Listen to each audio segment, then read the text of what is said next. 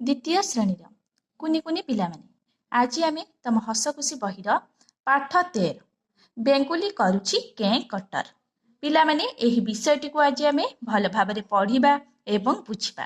ता पूर्व पिलामाने तमाने जदि एही भिडियोटी को देखुताओ किंबा एही चैनल ले नुआ अछ ताहले चैनल टी को प्रथमे सब्सक्राइब कर दियो।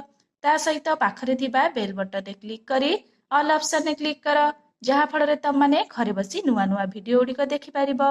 चलो पिलामाने एही विषयटी को आज आमे भल भाबरे पढ़िबा एवं बुझिबा। पिलामाने तमाने सबो निज निज बहिर 110 नंबर पृष्ठा खोल पाठ 13 विषयटीर ना कौन पिलामाने बेंगुली करुछि कें कटर। पिलामाने कहिलो देखि बेंगुली करुछि कें कटर। बेंगुली अर्थ किए पिलामाने कहिलो बेंगुली अर्थ होछि बेंग। पिलामाने तमाने गाँ रे देखिथिबो जेतेबेले अधिक वर्षा हुए सेतेबेले बेंग माने कोन करंती ना सेमानंक गातरु बाहरी आसंती हैला। पोखरी रे हो पिलामाने नचेत कोनोसी खाल स्थान रे हो बहुत पानी जमी जाए ना वर्षा हेले सेथिपाई बेंग माने निज निज गातरु बाहरी आसी सेमाने कें कटर शब्द आरंभ करि दियंती। पिलामाने तमाने मध्य गाँ रे सब देखिथिबो हैला। सेथिपाई एठी विषयटीर ना कोन दिया जाईछि बेंगुली करुछि कें कटर। पिलामाने बेंग माने किपरि राब छाड़ंती ना कें कटर राब छाड़ंती हैला। एठी पिलामाने देखिबा एठी बेंगुली किपरि कें कटर करुछि। एक शीत दिनिया सकाळ चतुर्दिग कुहुड़ी भर्ती बेंग सरदारर संगीत दल एकाठी होइछथि। सरदार उद्भावन करिथिबा नुआ सुर अभ्यास हेब। निर्देश पाइबा मात्रे कइंछर मर्दल पानी धंडर बंशी कंकड़ार हारमोनियम माकड़र ढोलकी ठेकुआर टुबी तबला शब्दरे आखड़ा घर कंपी उठिब। कौन होइछि पिलामाने एक शीत दिनुआ सकाळ हैला चतुर्दिग कुहुड़ी भर्ती पिलामाने एक शीत दिनिया सकाळ होइथाय ता सहित चतुर्दिग कुहुड़ी भर्ती। पिलामाने तमाने गाँ रे देखिथिबो मध्य शीत दिनिया सकाळ हेले कौन हुए ना सकाळ सकाळ कुहुड़ी हुए ना नहीं। तमाने गाँ रे देखिथिबो रास्ता घाट सबुआडे बहुत कुहुड़ी देखा जाए हैला। जहा फଳରେ दूररू आसुथिबा गाड़ी मोटर गुड़िक मध्य आमको देखा जाए नहीं हैला। आउ कौन मुह को मुह मध्य देखा जाए नहीं जहा फଳରେ लोक माने कौन बहुत असुविधा रे सम्मुखीन होइथांती। बहुत दुर्घटना मध्य रास्ता रे घटी थाए एही कुहुड़ी जोगु हैला। एक शीत दिनिया सकाळ जेहेतु होइछि चतुर्दिग कुहुड़ी भर्ती होई जाइछि हैला। एही शीत दिन जोगु एठी बेंग मानकर की असुविधा होइछि आमे पढ़िबा एवं बुझिबा। बेंग सरदारर संगीत दल एकाठी होइछन्ति। बेंग सरदार कौन पिलामाने बेंग मानक मध्यरे जणे मुख्य हैला।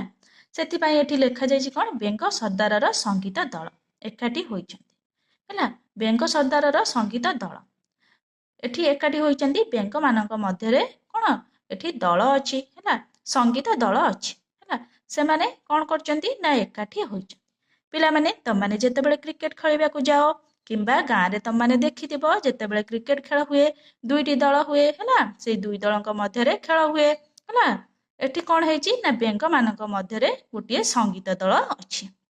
सेई संगीत दल माने एकाठी होइछन्ति कौन करिया पई ना गीत अभ्यास करिबा पई। सरदार उद्भावन करिथिबा नुआ स्वर अभ्यास हेब। सरदार किए पिला माने बेंग सरदार हैला।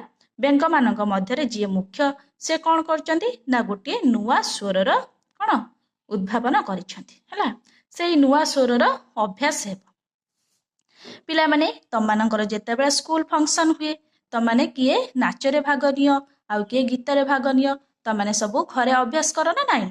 घरे अभ्यास करिकी जाइकी सेठी सेमती करिथाओ हैला। सेही बळी एठी कौन हेछि ना बेंग सरदार गोटिए नुआ सुरर हैला गीत स्वरर उद्भावन करिछन्ति। से गीत स्वर को से माने अभ्यास करिवे हैला। निर्देश पाइबा माते कौन हैला ना बेंग सरदार समस्त को निर्देश देले हैला। सेही निर्देश पाइबा मात्रे कइंछर मर्दल पानी धंडर बंशी कंकड़ार कौन कंकड़ार हारमोनियम हैला। माकड़र ढोलकी ठेकुआर टुबी तबला शब्दरे आखड़ा घर कंपी उठिब हैला। कौन हेछि पिला माने से माने जेहेतु गीत बोलिबे हैला बेंग सरदार एठी निर्देश दैछन्ति କ'ଣ ଦେଇଛନ୍ତି ନା ସମସ୍ତେ ଏଠି ଏକଜୁଟ ହେବେ ହେଲା। ସେମାନେ ନିଜ ନିଜର କ'ଣ ନିଜ ନିଜର ବାଦ୍ୟଯନ୍ତ୍ର ଧରି ସେମାନେ ଗୀତ ଅଭ୍ୟାସ କରିବେ ହେଲା। ପିଲାମାନେ ସେମାନଙ୍କ ମଧ୍ୟରୁ କ'ଣ ହେଇଛି ନା କଇଁଚି ମର୍ଦ୍ଦଳ ବଜାଇବ। ଆଉ ପାଣିଧଣ୍ଡ କ'ଣ ପିଲାମାନେ ପାଣି ଧେଣ୍ଡୁଅ ସାପ।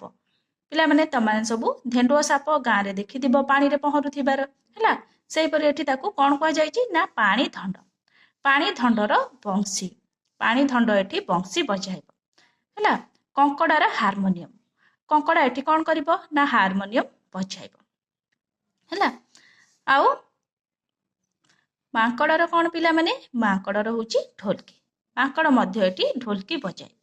ଠେକୁଆର ତୁବି ତବଲା ହେଲା। ଏଇଭଳି ସେମାନେ କ'ଣ ବଜାଇବେ ହେଲା। ଏଇଭଳି ବଜାଇବେ ଆଉ ଗୀତ ମଧ୍ୟ ଅଭ୍ୟାସ କରିବେ। ଏଇଭଳି ଭାବରେ ବଜାଇ ଗୀତ ଅଭ୍ୟାସ କଲେ କ'ଣ ହେବ ନା ଆଖଡ଼ା ଘର କମ୍ପି ଉଠିବ।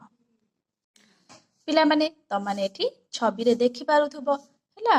ଏଠି କ'ଣ ହେଇଛି ନା ବେଙ୍ଗ ସର୍ଦ୍ଦାରର ସଙ୍ଗୀତ ଦଳ ସମସ୍ତେ ଏଠି ଏକାଠି ହୋଇଛନ୍ତି ହେଲା। ପିଲାମାନେ ତମାନେ ଏଠି ଛୋଟ ଛୋଟ ବେଙ୍ଗକୁ ଦେଖିପାରୁଥିବ ହେଲା। ବେଙ୍ଗମାନଙ୍କ ମଧ୍ୟରେ ସର୍ଦ୍ଦାର କିଏ ନା ହେଉଛି ଏଇ ବଡ଼ ବେଙ୍ଗଟି ହେଉଛି ମୁଖ୍ୟ ହେଲା। ସେ କ'ଣ କରିଛି ନା ଗୋଟିଏ କ'ଣ ନୂଆ ସ୍ୱରର ଉଦ୍ଭାବନ କରିଛି ହେଲା। ସେ ଗୀତ ସ୍ୱରର ଅଭ୍ୟାସ କରିବା ପାଇଁ ସେ କ'ଣ କରିଛି ନା ସମସ୍ତଙ୍କୁ ନିର୍ଦ୍ଦେଶ ଦେଇଛନ୍ତି। ଏଇ ନିର୍ଦ୍ଦେଶ ପାଇବା ମାତ୍ରେ ସେମାନେ କ'ଣ କରୁଛନ୍ତି ନା ଏଠି କଇଁଛର ମର୍ଦ୍ଦଳ। ପିଲାମାନେ ତମାନେ ଦେଖିପାରୁଥିବ କଇଁଛ କିପରି ଏଠି ମର୍ଦ୍ଦଳ ବଜାଉଛି ହେଲା। ଆଉ ପାଣିଧଣ୍ଡର ବଂଶୀ। ଏଠି ପିଲାମାନେ ଏଠି ପାଣି ଧେଣ୍ଡୁଅ ସାପ ତମାନେ ଦେଖିପାରୁଥିବ କିପରି ବଂଶୀ ଧରି ବଜାଉଛି ହେଲା। କଙ୍କଡ଼ାର ହାରମୋନିୟମ ପିଲାମାନେ ଦେଖିପାରୁଥିବ ତମାନେ ଏଠି କଙ୍କଡ଼ା ମଧ୍ୟ ଏଠି ହାରମୋନିୟମ ବଜାଉଛି ହେଲା। ଆଉ ମାଙ୍କଡ଼ର ଢୋଲକି। ଏଠି ପିଲାମାନେ ତମାନେ ଦେଖିପାରୁଥିବ ମାଙ୍କଡ଼ ମଧ୍ୟ ଏଠି ବସିକି କ'ଣ ଢୋଲକି ବଜାଉଛି। ଠେକୁଆର ତୁବି ତବଲା। ପିଲାମାନେ ତମାନେ ଏଠି ଦେଖିପାରୁଥିବ ଠେକୁଆକୁ। ଠେକୁଆ ମଧ୍ୟ ଏଠି କ'ଣ ତୁବି ତବଲା ବଜାଉଛି ହେଲା। ଏଇଭଳି ଭାବରେ ସେମାନେ ଗୀତ ଅଭ୍ୟାସ କଲେ ହେଲା। ଗୀତ ଅଭ୍ୟାସ କରିବା ଦ୍ୱାରା କ'ଣ ହେବ ନା ଆଖଡ଼ା ଘର କମ୍ପି ଉଠିବ। ପିଲାମାନେ ତମାନେ ଗାଁରେ ଦେଖିଥିବ ସବୁ କ୍ଲବ ଘର ଥାଏ। ସେଠାରେ କ'ଣ କରନ୍ତି ପିଲାମାନେ ନା ସେଠି ମଜାମସ୍ତି କରନ୍ତି ନା ନାହିଁ। ସେଇଭଳି ବେଙ୍ଗ ସର୍ଦ୍ଦାରର କ'ଣ ମଧ୍ୟ ସେମାନଙ୍କର ଗୀତ ଅଭ୍ୟାସ କରିବା ପାଇଁ ଗୋଟିଏ ଆଖଡ଼ା ଘର ଅଛି ହେଲା। ଯାହାଫଳରେ ସେଇ ଆଖଡ଼ା ଘରଟି କମ୍ପି ଉଠିବ। କଙ୍କଡ଼ାର ହାରମୋନିୟମ, ମାଙ୍କଡ଼ର ଢୋଲକି, ଠେକୁଆର ତୁବି ତବଲା ଶବ୍ଦରେ ଆଖଡ଼ା ଘର କମ୍ପି ଉଠିବ। ପିଲାମାନେ କଙ୍କଡ଼ାର ହାରମୋନିୟମ, ମାଙ୍କଡ଼ର ଢୋଲକି, ଠେକୁଆର ତୁବି ତବଲା ଶବ୍ଦରେ ଏହିଭଳି ଭାବରେ ସେମାନେ ଗୀତ ଅଭ୍ୟାସ କରିବେ। ଗୀତ ଅଭ୍ୟାସ କରିବା ଦ୍ୱାରା କ'ଣ ହେବ ନା ଆଖଡ଼ା ଘର କମ୍ପି ଉଠିବ। ଶୀତ ଦିନ ଯୋଗୁଁ ବେଙ୍ଗମାନଙ୍କ କଣ୍ଠରୁଦ୍ଧ ହୋଇଯାଇଥାଏ ହେଲା। ଗୀତ ଅଭ୍ୟାସ ହୋଇପାରିଲା ନାହିଁ। ଥଣ୍ଡା ପାଗ ଯୋଗୁଁ ଏ ଦୁର୍ଦ୍ଦଶା ବୋଲି ସର୍ଦ୍ଦାର ଜାଣିପାରିଲା। ସେ କହିଲା, ଦେଖ ଭାଇମାନେ, ଶୀତ ଦିନ ପରେ ଖରା ଦିନ ଆସିବ। ପାଗ ଗରମ ରହିବ, ଗୁଳୁଗୁଳି ହେବ, ଝାଳ ବୋହିବ। ସେତେବେଳେ ମଧ୍ୟ ଆମେ ଏକାଠି ହୋଇପାରିବା ନାହିଁ। କ'ଣ ହେଇଛି ପିଲାମାନେ ଏଠି ଶୀତ ଦିନ ଯୋଗୁଁ ବେଙ୍ଗମାନଙ୍କର କ'ଣ ହେଉଛି ସେମାନେ କେଉଁ ଅସୁବିଧାର ସମ୍ମୁଖୀନ ହୋଇଛନ୍ତି ନା ଶୀତ ଦିନ ଯୋଗୁଁ ସେମାନଙ୍କର କଣ୍ଠରୁଦ୍ଧ ହୋଇଯାଉଥାଏ। ମାନେ ସେମାନଙ୍କର ତଣ୍ଟି ଖରାପ ହୋଇଯାଇଥାଏ। ପିଲାମାନେ ଅଧିକ କ'ଣ ଶୀତ ହେଲେ ଶୀତ ଦିନରେ ଆମ୍ଭମାନଙ୍କର ମଧ୍ୟ କେଉଁ ଅସୁବିଧା ହୋଇଥାଏ ନା ଅଧିକ ଥଣ୍ଡା ହୋଇଥାଏ ନା। ଥଣ୍ଡା ହେବା ଦ୍ୱାରା ତଣ୍ଟି ମଧ୍ୟ ବଥା ହୋଇଥାଏ। ଯାହାଫଳରେ ଆମେ କ'ଣ ଶୀଘ୍ର କଥା କହିପାରୁନଥାଉ। କଥା କହିବା ଦ୍ୱାରା କ'ଣ ଆମକୁ ବହୁତ କଷ୍ଟ ହୁଏ। ସେହିଭଳି ଏଠି ଅଧିକା ଥଣ୍ଡା ହେବା ଦ୍ୱାରା ବେଙ୍ଗମାନଙ୍କର ମଧ୍ୟ କ'ଣ ଅସୁବିଧା ହୋଇଛି ନା ସେମାନଙ୍କର କଣ୍ଠରୁଦ୍ଧ ହୋଇଯାଇଛି। ସେମାନଙ୍କର ତଣ୍ଟି ମଧ୍ୟ ଖରାପ ହୋଇଯାଇଛି। ସେମାନେ ଆଉ ଗୀତ ଅଭ୍ୟାସ କରିପାରିଲେ ନାହିଁ। ଥଣ୍ଡା ପାଗ ଯୋଗୁଁ ଏ ଦୁର୍ଦ୍ଦଶା ବୋଲି ସର୍ଦ୍ଦାର ଜାଣିପାରିଲା। ସର୍ଦ୍ଦାର କିଏ ପିଲାମାନେ ବେଙ୍ଗ ସର୍ଦ୍ଦାର। ଥଣ୍ଡା ପାଗ ଯୋଗୁଁ ସେମାନେ ଗୀତ ଅଭ୍ୟାସ କରିପାରିଲେ ନାହିଁ ବୋଲି ବେଙ୍ଗ ସର୍ଦ୍ଦାର ଜାଣିଲେ। ତାପରେ ସେ କ'ଣ କହିଲେ ନା ଦେଖ ଭାଇମାନେ, ଶୀତ ଦିନ ପରେ ଖରା ଦିନ ଆସିବ, ପାଗ ଗରମ ରହିବ ହେଲା। ଦେଖ ଭାଇମାନେ, ସେ କାହାକୁ କହିଲେ ପିଲାମାନେ ନା କଇଁଛ, ପାଣିଧଣ୍ଡ, କଙ୍କଡ଼ା ହେଲା ଆଉ ମାଙ୍କଡ଼, ଠେକୁଆ ହେଲା ଏମାନଙ୍କୁ ସବୁ କ'ଣ କହିଲେ ନା ଦେଖ ଭାଇମାନେ, ଶୀତ ଦିନ ପରେ ଖରା ଦିନ ଆସିବ, ପାଗ ଗରମ ରହିବ, ଗୁଳୁଗୁଳି ହେବ, ଝାଳ ବୋହିବ। ସେତେବେଳେ ମଧ୍ୟ ଆମେ ଏକାଠି ହୋଇପାରିବା ନାହିଁ। ପିଲାମାନେ ଖରାଦିନେ ମଧ୍ୟ କ'ଣ ହୋଇଥାଏ ନା ଅଧିକ ଗରମ ହୋଇଥାଏ ହେଲା। ଗଛରୁ ପତ୍ର ସବୁ ଝଡ଼ି ଯାଇଥାଏ। ନଈ ନାଳ ଗଡ଼ିଆ ପୋଖରୀ ଆଦିରୁ ମଧ୍ୟ ସବୁ ପାଣି ଶୁଖି ଯାଇଥାଏ ହେଲା। ଅଧିକ ଗୁଳୁଗୁଳି ହେବା ଯୋଗୁଁ ମଧ୍ୟ ଝାଳ ମଧ୍ୟ ବାହାରିଥାଏ। ସେଥିପାଇଁ ଏଠି ସର୍ଦ୍ଦାର ବେଙ୍ଗ ସର୍ଦ୍ଦାର ପୁଣି କ'ଣ କହୁଛନ୍ତି, ଦେଖ ଭାଇମାନେ, ଶୀତ ଦିନ ପରେ ଖରା ଦିନ ଆସିବ, ପାଗ ମଧ୍ୟ ଗରମ ରହିବ, ଗୁଳୁଗୁଳି ହେବ, ଝାଳ ମଧ୍ୟ ବୋହିବ, ସେତେବେଳେ ମଧ୍ୟ ଆମେ ଏକାଠି ହୋଇପାରିବା ନାହିଁ ହେଲା। ପିଲାମାନେ ଏହିଭଳି ଭାବରେ ବେଙ୍ଗ ସର୍ଦ୍ଦାର କହୁଛନ୍ତି। ତାପରେ ବର୍ଷା ଦିନରେ କୋହଳା ପାଗ ହେବ। ଚାଲ ଏବେ ଆମେ ନିଶ୍ଚଳ ହୋଇ ମାଟି ତଳେ ଶୋଇବା। ମୁଁ ଦକ୍ଷିଣ ଦିଗକୁ ଯାଉଛି ଶୋଇବି। ଏହାପରେ ପୁଣି ବେଙ୍ଗ ସର୍ଦ୍ଦାର କ'ଣ କହୁଛନ୍ତି ପିଲାମାନେ, ନା ବର୍ଷା ଦିନରେ କୋହଳା ପାଗ ହେବ। ବର୍ଷା ଦିନରେ ନା ଅଧିକା ଖରା ହେବ ନା ଶୀତ ହେବ ହେଲା। ସେଇ ପାଗରେ ସେମାନେ କ'ଣ କରିବେ ନା ଗୀତ ଅଭ୍ୟାସ କରିବେ। ଏଇ କଥା ସେ ତାଙ୍କର ସଙ୍ଗୀତ ଦଳକୁ କହୁଛନ୍ତି ହେଲା। କ'ଣ କହୁଛନ୍ତି, ଚାଲ ଏବେ ଆମେ ନିଶ୍ଚଳ ହୋଇ ମାଟି ତଳେ ଶୋଇବା। ମୁଁ ଦକ୍ଷିଣ ଦିଗକୁ ଯାଉଛି ଶୋଇବି ହେଲା। ଏଇ କଥା ବେଙ୍ଗ ସର୍ଦ୍ଦାର ସେମାନଙ୍କ ସଙ୍ଗୀତ ଦଳକୁ କହିଲେ। ଯେ ଯାହାର ଜାଗା ବାଛି ନିଶବ୍ଦରେ ଶୋଇଗଲେ। ଖରାଦିନ ଯାଇ ବର୍ଷା ଦିନ ଆସିଲା। ଆକାଶରେ କଳାହାଣ୍ଡିଆ ମେଘ ଘୋଟିଥାଏ, ବିଜୁଳି ଚମକୁଥାଏ। ଏହି ସମୟରେ ଘଡ଼ଘଡ଼ି ଶବ୍ଦରେ ପୃଥିବୀ ଥରି ଉଠିଲା। ପିଲାମାନେ ଏହିଭଳି ଭାବରେ କ'ଣ ହେଲା ନା ନିଜ ନିଜର ଜାଗା ବାଛି ସେମାନେ ନିଶବ୍ଦରେ ଶୋଇଗଲେ। ପିଲାମାନେ କଇଁଚ କ'ଣ କଲା ନା ସେ ମଧ୍ୟ ପାଣିକୁ ଚାଲିଗଲା। ପାଣି ଦଣ୍ଡ ସାପ ସେ ମଧ୍ୟ ପାଣିରେ ରୁହେ, ସେ ମଧ୍ୟ କ'ଣ ପାଣିକୁ ଚାଲିଗଲା। ଆଉ କଙ୍କଡ଼ା ମଧ୍ୟ ଗାତରେ ରୁହେ, ସେ ମଧ୍ୟ ତାର ଗାତକୁ ଫେରିଗଲା। ମାଙ୍କଡ଼ ଗଛ ଡାଳରେ ରୁହେ ଯେହେତୁ ସେ ମଧ୍ୟ କ'ଣ ଗଛକୁ ଫେରିଗଲା। ଆଉ ଠେକୁଆ ମଧ୍ୟ ଜଙ୍ଗଲକୁ ଫେରିଗଲା। ଏହିଭଳି ଭାବରେ ସେମାନେ ନିଜ ନିଜର ଜାଗା ବାଛି ନିଶବ୍ଦରେ ଶୋଇଗଲେ। ଖରାଦିନ ଯାଇ ବର୍ଷା ଦିନ ଆସିଲା। ପିଲାମାନେ ଖରାଦିନ ପରେ ବର୍ଷା ଋତୁ ଆସେ ନା ନାହିଁ। ସେଇଭଳି ଖରାଦିନ ଚାଲିଗଲା ହେଲା। ତାର କିଛି ଦିନ ପରେ ବର୍ଷା ଦିନ ଆସିଲା। ଆକାଶରେ କଳାହାଣ୍ଡିଆ ମେଘ ଘୋଟି ଯାଉଥାଏ। ପିଲାମାନେ ଯେତେବେଳେ ବର୍ଷା ଆସେ ସେତେବେଳେ କ'ଣ ହୁଏ ନା ଆକାଶରେ କଳାହାଣ୍ଡିଆ ମେଘ ଘୋଟିଥାଏ। ତାହା ସାଙ୍ଗରେ କ'ଣ ହୁଏ ନା ବିଜୁଳି ମଧ୍ୟ ଚମକୁଥାଏ। ଆଉ କ'ଣ ହୁଏ ନା ଘଡ଼ଘଡ଼ି ମଧ୍ୟ ମାରେ ନା ନାହିଁ। ସେଇଭଳି ଏଠି କ'ଣ ହେଇଛି ନା ଆକାଶରେ କଳାହାଣ୍ଡିଆ ମେଘ ଘୋଟିଗଲା, ବିଜୁଳି ଚମକୁଥାଏ। ଏହି ସମୟରେ ଘଡ଼ଘଡ଼ି ଶବ୍ଦରେ ପୃଥିବୀ ଥରି ଉଠିଲା। ପିଲାମାନେ ଘଡ଼ଘଡ଼ି ଯେତେବେଳେ ମାରେ ସେତେବେଳେ ଆମକୁ ବହୁତ ଡର ଲାଗେ ନା ନାହିଁ। ସେଇଭଳି ଏଠି କ'ଣ ହେଇଛି ନା ଘଡ଼ଘଡ଼ି ଶବ୍ଦରେ ପୃଥିବୀ ଥରି ଉଠିଲା। ବେଙ୍ଗମାନଙ୍କ ନିଦ ଭାଙ୍ଗିଲା। ସେମାନେ ସର୍ଦ୍ଦାର ପାଖକୁ ଯିବାକୁ ବାହାରିଲେ, କିନ୍ତୁ ନିର୍ଦ୍ଦିଷ୍ଟ ଦିଗ ଜାଣିପାରିଲେ ନାହିଁ। କ'ଣ କରିବେ ଭାବି ବସିଲେ। ସେମାନଙ୍କ ମଧ୍ୟରେ ଥିଲା ବୃଦ୍ଧ ବେଙ୍ଗଟିଏ। ସେ କହିଲା, ମୁଁ ବହୁତ ବୁଦ୍ଧିମାନ। ସେ ଚାରିଆଡ଼କୁ ଚାହିଁଲା, ଦେଖିଲା ଗୋଟିଏ ପଟରୁ ଆକାଶ ଧୀରେ ଧୀରେ ଫରଚା ହେଉଛି। ଦେଖ, ଏପଟେ ସୂର୍ଯ୍ୟ ଉଦୟ ହେଉଛି। ଏହା ନିଶ୍ଚୟ ପୂର୍ବ ଦିଗ। ଏପଟକୁ ମୁହଁ କରି ଛିଡ଼ା ହେଲେ ତୁମ ପଛପଟ ହେବ ପଶ୍ଚିମ ଦିଗ। ତୁମର ଡାହାଣ ହାତ ଦକ୍ଷିଣ ଦିଗ ହେବ ଓ ବାମ ହାତ ଉତ୍ତର ଦିଗ ହେବ। ପିଲାମାନେ କ'ଣ ହୋଇଛି, ଯେହେତୁ କ'ଣ ଖରାଦିନ ପରେ ବର୍ଷା ଋତୁ ଆସିଛି। ସେଇ ବର୍ଷା ଋତୁ ଆସିବା ଦ୍ୱାରା କ'ଣ ଆକାଶରେ କଳାହାଣ୍ଡିଆ ମେଘ ଘୋଟି ଯାଇଥାଏ। ସେଇ ସମୟରେ ଚମକୁଥାଏ କ'ଣ ବିଜୁଳି। ସେଇ ସମୟରେ ବିଜୁଳି ଚମକୁଥାଏ, ତା ସହିତ କ'ଣ ଘଡ଼ଘଡ଼ି ଶବ୍ଦରେ ପୃଥିବୀ ଥରୁ ଉଠୁଥାଏ। ପିଲାମାନେ ତମମାନେ ଗାଁରେ ଦେଖିଥିବ ବର୍ଷା ଆସିଲେ କ'ଣ ହୁଏ ନା ଆକାଶରେ କଳାହାଣ୍ଡିଆ ମେଘ କ'ଣ ଘୋଟି ଯାଇଥାଏ। ତା ସହିତ ଘଡ଼ଘଡ଼ି ଚଡ଼ଚଡ଼ି ଆଦି ମାରେ, ଯାହାଫଳରେ ଆମକୁ ବହୁତ କ'ଣ ଡର ଲାଗେ ହେଲା। ସେହିଭଳି ଏଠି ଯେତେବେଳେ କ'ଣ ହେଇଛି ନା ଯେତେବେଳେ ଗ୍ରୀଷ୍ମ ଋତୁ ପରେ ବର୍ଷା ଋତୁ ଆସିଛି ସେତେବେଳେ ଆକାଶରେ କଳାହାଣ୍ଡିଆ ମେଘ ଘୋଟି ଯାଇଛି। ତା ସହିତ କ'ଣ ବିଜୁଳି ମଧ୍ୟ ଚମକୁଥାଏ ଆଉ ଘଡ଼ଘଡ଼ି ଶବ୍ଦରେ ପୃଥିବୀ ଥରି ଉଠିଲା। ବେଙ୍ଗମାନଙ୍କ ନିଦ ଭାଙ୍ଗିଲା। ପିଲାମାନେ ସେଇ ସମୟରେ କ'ଣ ହେଲା ନା ବେଙ୍ଗମାନଙ୍କ ନିଦ ଭାଙ୍ଗିଲା। ପିଲାମାନେ ତମମାନେ ଗାଁରେ ଦେଖିଥିବ ମଧ୍ୟ ବର୍ଷା ଦିନରେ କ'ଣ ହୁଏ ନା ବର୍ଷା ଦିନରେ ଅଧିକ ବର୍ଷା ହେଲେ ନଈ ନାଳ ଗଡ଼ିଆ ପୋଖରୀ ଖାଲସ୍ଥାନ ଗୁଡ଼ିକରେ ମଧ୍ୟ ପାଣି ଜମା ହୋଇଯାଏ। ସେଇ ସମୟରେ କ'ଣ ହୁଏ ନା ବେଙ୍ଗମାନେ ନିଜ ନିଜ ଗାତରୁ ବାହାରି ଆସି କେଁ କଟର ଶବ୍ଦ କରନ୍ତି। ସେଇଭଳି ଏଠି ଯେତେବେଳେ ବହୁତ ଜୋରେ ବର୍ଷା ହେଉଛି ବିଜୁଳି ଚମକୁଛି, ତା ସହିତ ଘଡ଼ଘଡ଼ି ଶବ୍ଦରେ ପୃଥିବୀ ଥରି ଉଠିଛି। ସେହି ସମୟରେ ବେଙ୍ଗମାନଙ୍କର ନିଦ ଭାଙ୍ଗିଲା। ହେଲା, ପିଲାମାନେ ବର୍ଷା ଦିନରେ ଏହି ବେଙ୍ଗମାନଙ୍କର କ'ଣ କଟର ମଟର ଶବ୍ଦ ଶୁଣିଲେ ଆମକୁ କ'ଣ ବହୁତ ଖୁସି ଲାଗେ ନା ନାହିଁ? ସେଇଭଳି ଏଠି କ'ଣ ହେଇଛି ନା ଅଧିକ କ'ଣ ବର୍ଷା ଯୋଗୁଁ ଘଡ଼ଘଡ଼ି ଚଡ଼ଚଡ଼ିରେ ଯେତେବେଳେ ପୃଥିବୀ ଥରି ଉଠିଲା ସେତେବେଳେ କ'ଣ ହେଲା ନା ବେଙ୍ଗମାନଙ୍କର ନିଦ ଭାଙ୍ଗିଗଲା। ସେମାନେ ସର୍ଦ୍ଦାର ପାଖକୁ ଯିବାକୁ ବାହାରିଲେ। ପିଲାମାନେ ସେଇ ସଙ୍ଗୀତ ଦଳମାନଙ୍କ ମଧ୍ୟରୁ ଯିଏ ମୁଖ୍ୟ ବେଙ୍ଗ ସର୍ଦ୍ଦାର ପାଖକୁ କ'ଣ ସେମାନେ ଯିବାକୁ ବାହାରିଲେ, କିନ୍ତୁ ନିର୍ଦ୍ଦିଷ୍ଟ ଦିଗ ଜାଣିପାରିଲେ ନାହିଁ।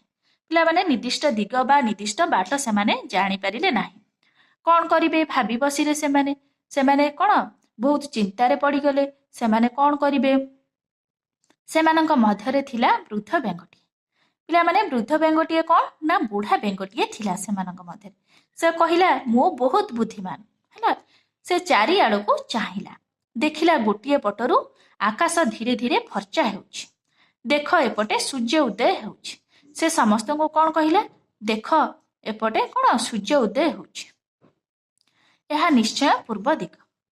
ଏପଟକୁ ମୁହଁ କରି ଛିଡ଼ା ହେଲେ ତୁମ ପଛପଟ ହେବ ପଶ୍ଚିମ ଦିଗ। ତୁମର ଡାହାଣ ହାତ ଦକ୍ଷିଣ ଦିଗ ହେବ ଓ ବାମ ହାତ ଉତ୍ତର ଦିଗ ହେବ। ହେଲା, ପିଲାମାନେ ଏଇଭଳି ଭାବରେ ସେ କ'ଣ ନା ସଙ୍ଗୀତ ଦଳକୁ ଏଇଭଳି ଭାବରେ କହିଲା। ତାପରେ ସେମାନେ ଡାହାଣ ପଟ ଦିଗକୁ ଗଲେ, ଗୀତ ଅଭ୍ୟାସ କଲେ। ଅଭ୍ୟାସ କରୁ କରୁ ଆଷାଢ଼ ମାସର ଚତୁର୍ଦ୍ଦଶୀ ତିଥି ପହଞ୍ଚିଗଲା। ସେଦିନ ବାଘ ମାମୁଁର ବାହାଘର। ସଙ୍ଗୀତ ଦଳ ସେଠାରେ ପହଞ୍ଚିଲେ, ଗୀତ ଗାଇଲେ। ଖାଣ୍ଟି ଗୁଆ ଘିଅରେ ମିଠା ଓ କ୍ଷୀରି ହୋଇଥିଲା। ମନ ଭରି ଭୋଜି ଖାଇଲେ। ପିଲାମାନେ କ'ଣ ହେଲା ନା ତାପରେ ସେମାନେ ଡାହାଣ ପଟ ଦିଗକୁ ଗଲେ। କେଉଁମାନେ ପିଲାମାନେ ଗଲେ ନା ସଙ୍ଗୀତ ଦଳ। ସଙ୍ଗୀତ ଦଳ କ'ଣ କଲେ ନା ସେମାନେ ଡାହାଣ ପଟ ଦିଗକୁ ଗଲେ। ଗୀତ ମଧ୍ୟ ସେଠାରେ ଅଭ୍ୟାସ କଲେ। ଅଭ୍ୟାସ କରୁ କରୁ ଆଷାଢ଼ ମାସର ଚତୁର୍ଦ୍ଦଶୀ ତିଥି ପହଞ୍ଚିଗଲା। ସେଦିନ କ'ଣ ହୋଇଥାଏ ପିଲାମାନେ ନା ବାଘ ମାମୁଁର ବାହାଘର ହେଉଥାଏ। ସେଇ ସଙ୍ଗୀତ ଦଳ ସେଠାରେ ଯାଇ ପହଞ୍ଚିଲେ। ପିଲାମାନେ ସଙ୍ଗୀତ ଦଳରେ କିଏ କିଏ ଥିଲେ ପିଲାମାନେ କହିଲ ନା କଇଁଚ, ପାଣିଧଣ୍ଡର ହେଲା, ପାଣିଧଣ୍ଡ ସାପ, ଆଉ କିଏ ଥିଲା ନା କଙ୍କଡ଼ା ଥିଲା, ମାଙ୍କଡ଼, ଠେକୁଆ ଆଦି ସମସ୍ତେ କ'ଣ କଲେ ନା ସେଠାରେ ଯାଇ ପହଞ୍ଚିଲେ। କେଉଁଠାରେ ପିଲାମାନେ ନା ବାଘ ମାମୁଁର ବାହାଘରରେ। ହେଲା, ସେଠାରେ ଯାଇ କ'ଣ କଲେ ନା ଗୀତ ମଧ୍ୟ ଗାଇଲେ। ହେଲା, ଆଉ କ'ଣ କଲେ ସେମାନେ ଖାଣ୍ଟି ଗୁଆ ଘିଅରେ ତିଆରି ହୋଇଥିବା ମିଠା ଓ କ୍ଷୀରି ମଧ୍ୟ ଖାଇଲେ। ହେଲା, ସେମାନେ ମନ ଭରି ଏଇଭଳି ଭାବରେ ଭୋଜି ଖାଇଲେ।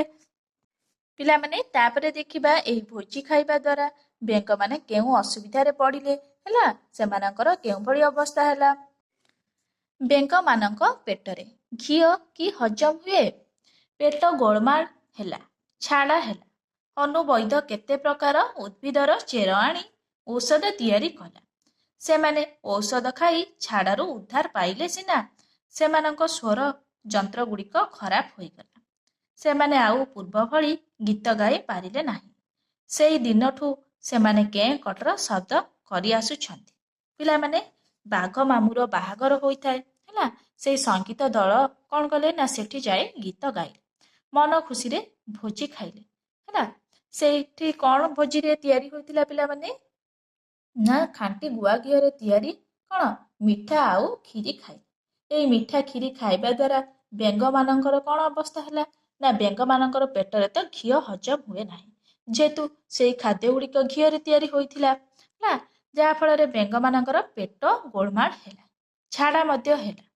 ହନୁ ବୈଦ କେତେ ପ୍ରକାରର ଉଦ୍ଭିଦର ଚେର ଆଣି ଔଷଧ ତିଆରି କଲା। ହେଲା, ହନୁ ବୈଦ ପିଲାମାନେ ହନୁ ଏଠି କ'ଣ ଡାକ୍ତର ହୋଇଛି।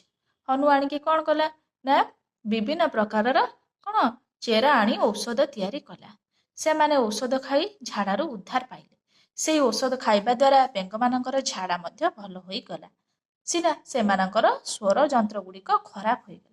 ଏଇ ହନୁ ବୈଦର ଔଷଧ ଖାଇ ସେମାନଙ୍କର ଝାଡ଼ା ଭଲ ହୋଇଗଲା ସିନା, କିନ୍ତୁ ସେମାନଙ୍କର ସ୍ୱର ଯନ୍ତ୍ର ଗୁଡ଼ିକ ଖରାପ ହୋଇଗଲା, ସେମାନଙ୍କର ତଣ୍ଟି ଖରାପ ହୋଇଗଲା। ହେଲା, ପିଲାମାନେ ତମାନେ ଗାଁରେ ଦେଖିଥିବ ବେଙ୍ଗମାନେ କ'ଣ ଖାଆନ୍ତି ନା ପୋକଜୋକ ଆଦି ସବୁ ଖୁଣ୍ଟି ଖାଆନ୍ତି ନା ନାହିଁ।